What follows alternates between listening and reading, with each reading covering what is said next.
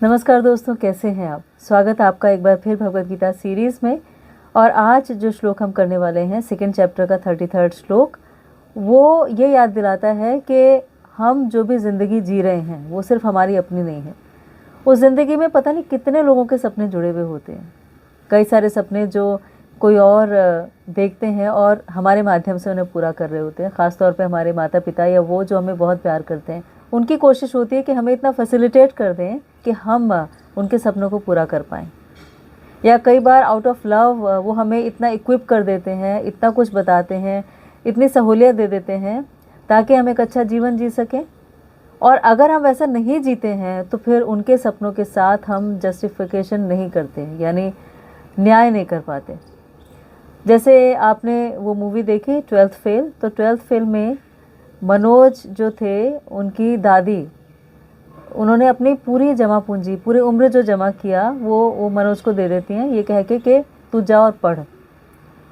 और मनोज जब पहुंचते हैं दूसरे शहर तो फिर वहाँ पे उनका सूटकेस ही चोरी हो जाता है जिसमें सारे पैसे थे। तो अपना तो सपना टूटा ही कि पढ़ना था, लेकिन साथ ही साथ दादी को कैसे फेस करेंगे कि उन्होंने इतना कुछ जो जमा करके पूरी उम्र का दे दिया था और वो ऐसे ही गंवा दिया उन्होंने। तो दूसरों के सपनों को पूरा ना कर पाना, जिन्हें हमसे उम्मीदें हैं, वो एक बहुत बड़ा अपराध होता है, या अपराध बोध उससे हमें हो जाता है कि हम कर नहीं पाए। और अर्जुन की सिचुएशन यहाँ पर ऐसी है जो भगवान ये जो श्लोक है इसमें बता रहे हैं। अभी तक भगवान ने क्या बताया कि देखो, तुम अपनी ड्यूटीज़ करो, क्योंकि तुम देहात्म बुद्धि सोच रहे हो, यानी कि तुम सोच रहे हो कि मैं और मेरी बॉडी से जुड़े लोग, लेकिन इससे बाहर निकलो क्योंकि तुम आत्मा हो। तो एक ये बहुत कॉम्प्लिकेटेड सब्जेक्ट मैटर 11th श्लोक से 30th श्लोक तक भगवान ने समझाया। उसके बाद भगवान ने उसके जो बाकी आर्गुमेंट्स थे अर्जुन के, उनको रिफ्यूट किया कि एन्जॉयमेंट किसके साथ करूँगा, या मेरी हैप्पीनेस सेक्रीफाइस हो जाएगी, मैं खुश नहीं रह सकता। अब जो श्लोक है 33rd से लेके आगे के 4 श्लोक, ये भगवान बताते हैं कि अगर तुम युद्ध नहीं करोगे तो क्या क्या गलत हो जाएगा। तो ये जो आर्गुमेंट है इसमें अर्जुन के, हे अर्जुन, हालांकि यदि आप युद्ध के अपने धार्मिक कर्तव्य का पालन नहीं करते हैं तो आप निश्चित रूप से अपने कर्तव्यों की उपेक्षा के कारण पाप के भागी बनेंगे और इस प्रकार एक योद्धा के रूप में आपकी प्रतिष्ठा खो जाएगी। तो अर्जुन जो थे वो एक बहुत प्रसिद्ध योद्धा थे। 2 पार्ट्स हो गए इस श्लोक में। एक हो गया कि आपको पाप लगेगा युद्ध ना करने का, और दूसरा हो गया कि आपकी प्रतिष्ठा खत्म हो जाएगी। तो पहले हम ये देखते हैं कि अर्जुन की प्रतिष्ठा थी कैसे खत्म हो जाएगी।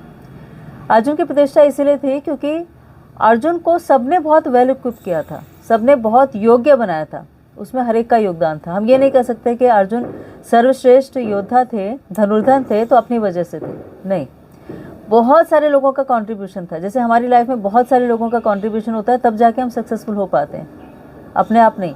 किसी की दुआएं होती हैं, किसी की दवा होती है, यानी हमारी केयर होती है, किसी ने हमें बहुत प्यार किया होता है, किसी ने अपनी किताबें दी होती हैं, किसी ने एक पेन ही ला के दिया होता है, और किसी ने पढ़ाया होता है, किसी ने पढ़ने के लिए हमें ये कहा होता है कि तुम बाकी काम छोड़ दो, हम कर लेंगे, तुम सिर्फ पढ़ाई पे ध्यान दो। तो उन सब की वजह से हम सक्सेसफुल हो पाते हैं। तो यहाँ पर भगवान यही कह रहे हैं कि अर्जुन, तुम जो सर्वश्रेष्ठ धनुर्धर हो और तुम्हारी युद्ध करने की ड्यूटी है, तो ड्यूटी ना करके तुम सिर्फ अपने लिए पाप नहीं कमा रहे हो, बल्कि अपनी प्रतिष्ठा का लॉस नहीं कर रहे हो, बल्कि उन सब का भी फेस डाउन कर रहे हो, उनको भी दुखी कर रहे हो, उनको दुख पहुंचा रहे हो जिन्होंने तुम्हारे ऊपर इतना विश्वास किया। जैसे भगवान शिव का यहाँ रेफरेंस आया कि भगवान शिव और पार्वती एक बार एक जंगल में शिकारी के वेश में थे, और वहाँ पर अर्जुन आ गए, और भगवान शिव में और अर्जुन में दोनों में युद्ध हुआ। तो जब युद्ध हुआ तो भगवान शिव हार गए और अर्जुन जीत गए, लेकिन शिव जी जो थे वो इस बात से प्रसन्न थे कि अर्जुन जीत गए, क्योंकि अर्जुन जो है भगवान के पार्षद हैं, पार्ट एंड पार्सल हैं, भगवान के सखा हैं, और वैश्व नाम यथा शंभु शिव जी के लिए कहा जाता है, वो भी महान वैष्णव हैं। तो उन्होंने अपना पशुपति अस्त्र अर्जुन को एज ए गिफ्ट दे दिया था।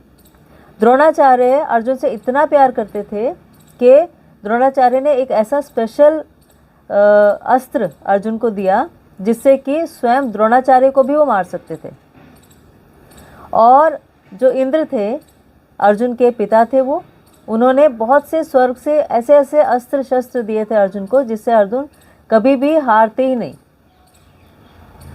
और ऐसे करके बहुत सारे लोग थे जिन्होंने अर्जुन के ऊपर इतना फेथ किया, इतना कुछ अर्जुन को दिया। अग्निदेव थे, अग्निदेव ने एक रथ दिया था अर्जुन को। तो सब ने अर्जुन को इतना स्किल्ड किया था। क्यों किया था? ताकि वो युद्ध करें। अब अगर अर्जुन युद्ध नहीं करते तो इन सब की सपनों पे पानी फिर जाएगा। इसीलिए जब कोई हमारे ऊपर इतना ट्रस्ट करता है और हम जो करने वाले थे हम सोचते हैं कि हम नहीं करेंगे क्योंकि हम ही अफेक्ट हो रहे हैं, तो हम अफेक्ट नहीं हो रहे होते। सारे लोग जो हमारे साथ एसोसिएटेड हैं वो अफेक्ट हो रहे होते हैं, उन्हें भी दुख हो रहा होता है। इसलिए हमें जो ड्यूटीज़ मिली हैं, जो रोल हमें मिला है, उस रोल को हमें ठीक से निभाना चाहिए। तो यहाँ पर क्या बता रहे हैं कि भगवान शिव सहित कई महान देवताओं से युद्ध करके प्रसिद्धि प्राप्त की। तो इन सबको हराया था अर्जुन ने और प्रसिद्धि प्राप्त की थी। तो अगर अर्जुन अब युद्ध नहीं करते तो उनकी प्रतिष्ठा जो है, जो इतनी मुश्किल से उन्होंने गेन की थी, वो सारी प्रतिष्ठा एज धनुर्धर, कि अर्जुन बहुत अच्छे धनुर्धर हैं, बहुत पावरफुल हैं और बहुत अच्छे योद्धा हैं, पांडव हैं, धर्म के पक्ष में हैं, युधिष्ठिर जो धर्मराज के पुत्र हैं, धर्म का साथ देते हैं, उनके छोटे भाई हैं, कुंती महारानी के बेटे हैं, भगवान कृष्ण के फ्रेंड हैं। ये सब का जो दारोमदार था, जो सबका प्यार था, वो सारा का सारा खराब हो जाएगा अगर अर्जुन युद्ध नहीं करते हैं तो। फिर आगे बताते हैं कि अर्जुन ने भगवान को प्रसन्न किया और पुरस्कार के रूप में पशुपत अस्त्र नाम का हथियार प्राप्त किया। सभी जानते हैं कि द्रोणाचार्य ने भी उन्हें हथियार दिया था, एक विशेष हथियार जिससे वो अपने शिक्षक को मार सकते थे। उनके दत्तक पिता इंद्र ने उन्हें बहुत से अस्त्र शस्त्र दिए थे। लेकिन अगर युद्ध नहीं किया तो वो अपने विशिष्ट कर्तव्य की उपेक्षा करेंगे और सारी प्रसिद्धि और नाम खो देंगे। तो युद्ध ना करना नरक का भागी बनना है, पाप करना है। और हमारे लिए भी यही टेक अवे लेसन है कि हम भी समझते हैं कि हम अपनी ड्यूटीज़ को छोड़ दें। कई बार हम ऐसा सोचते हैं आलस की वजह से या किसी एसोसिएशन की वजह से या किसी की ऐसी संगति हमारी हो जाती है, हमें लगता है कि नहीं ये ड्यूटीज़ हमें करने की ज़रूरत नहीं है। तो जैसे अर्जुन के लिए ज़रूरी था अपनी ड्यूटीज़ को पूरा करना, ऐसे हमारे लिए भी है। जो भी ड्यूटीज़ हैं, चाहे वो सर्दी हो, गर्मी हो, बारिश हो, जैसे एक माँ रसोई में खाना बनाती हैं, चाहे सर्दी हो, गर्मी हो, बारिश हो, कुछ भी हो, पसीना आ रहा है तो भी, सर्दी में सब रज़ाई में सोए हुए हैं और उन्हें उठना पड़ रहा है तो भी वो कभी मना नहीं करती। ऐसे हमारी जो ड्यूटीज़ हैं वो ड्यूटीज़ हर परिस्थिति में अपने आप को अलग करके हमें पूरी करनी चाहिए, नहीं तो हम पाप के भागी बनेंगे। तो दोनों तरह से अर्जुन के लिए ज़रूरी था कि वो युद्ध करें। एक तो इसीलिए कि उनकी प्रतिष्ठा दांव पे लगी हुई थी और दूसरा ये कि वो युद्ध ना करके पाप के भागी बनते। तो ये दो कारण यहाँ पर दिए भगवान ने।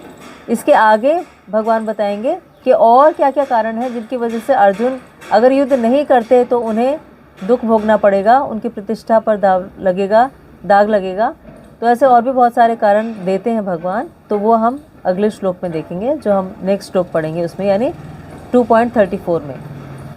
अच्छा, हमारा दूसरा जो लेसन इसमें है वो ये भी है कि अगर हम अपनी ड्यूटीज़ को सीरियसली नहीं करते तो ऑटोमेटिकली हम पापपूर्ण गतिविधियों में अपने आप चलते जाएंगे, क्योंकि हम कलयुग में जी रहे हैं। और कलयुग का एक ये लक्षण है कि जैसे एक धारा बहती है ना, ऐसे पापपूर्ण गतिविधियों की धारा बह रही है। तो अपने आप को उस स्ट्रीम से बाहर निकालना, उससे ऑपोजिट डायरेक्शन में जाना, उसके लिए हमें एफर्ट करना पड़ता है। पापपूर्ण गतिविधियां करने के लिए कोई एफर्ट करना नहीं पड़ता, क्योंकि वो तो सब जगह हो ही रहा है। तो जहाँ हो ही रहा है तो वहाँ पे हम भी उसी फ्लो में चलते रहेंगे। तो जैसे अर्जुन के लिए ज़रूरी था कि वो पापपूर्ण गतिविधियों से बाहर निकलने के लिए अपनी ड्यूटीज़ पूरी करें, ऐसे हमारे लिए भी है कि हम भी अगर कलयुग के प्रभाव से बचना चाहते हैं, हम भी चाहते हैं कि हम इस कलह और दुख और लड़ाई झगड़े के युग से बाहर निकाल सके अपने आप को, तो हमें भी सिंसियरली, ईमानदारी से, पूरे मनोबल से और पूरी शिद्दत से, अच्छी तरह से अपने आप को याद दिला के कॉन्शियसली अपनी ड्यूटीज़ को पूरा करना चाहिए। जो भी हमारी ड्यूटीज़ हैं उन्हें ईमानदारी से निभाना चाहिए। जैसे फंडामेंटल राइट्स के लिए हम हमेशा तत्पर रहते हैं, उनके बारे में पूछते रहते हैं, जानते रहते हैं, ऐसे फंडामेंटल ड्यूटीज़ भी हैं। तो उन फंडामेंटल ड्यूटीज़ को ठीक से करना बहुत ज़्यादा ज़रूरी है। ये इस चैप्टर का, इस श्लोक का टेक अवे लेसन है। तो आपने आज के लिए इतना समय निकाला, इसके लिए आपका बहुत बहुत thank you. Please Bhagavad Gita को ठीक से पढ़िएगा, not as a religious book but as a life manual, ताकि आप जो कर रहे हैं उसे आप और अच्छी तरह से कर सकें। Thank you so much.